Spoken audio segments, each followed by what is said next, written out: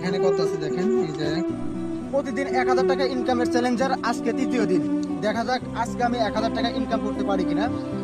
গতদিনের মতো আজকে আমি মোটামুটি 2500 টাকা না বের হয়েছি। এখন দেখা যাক মাল কিনতে এবং বেচা কিনা করবো, 1000 টাকা ইনকাম করতে পারি কিনা। আল্লাহর নাম নিয়েই শুরু করে দিলাম আজকের মিশন।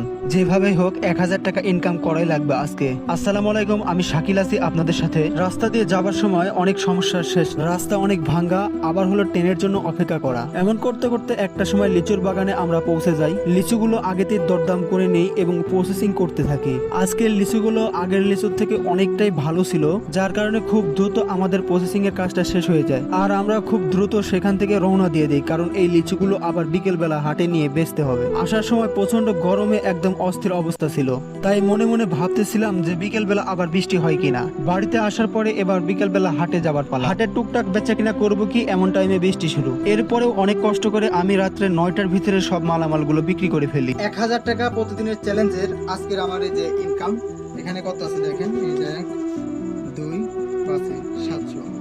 আজকেও অনেক খাটাখাটনি করছি, কষ্ট করছি, কিন্তু চ্যালেঞ্জ কমপ্লিট করতে পারি নাই। আজকে 700 টাকা ইনকাম।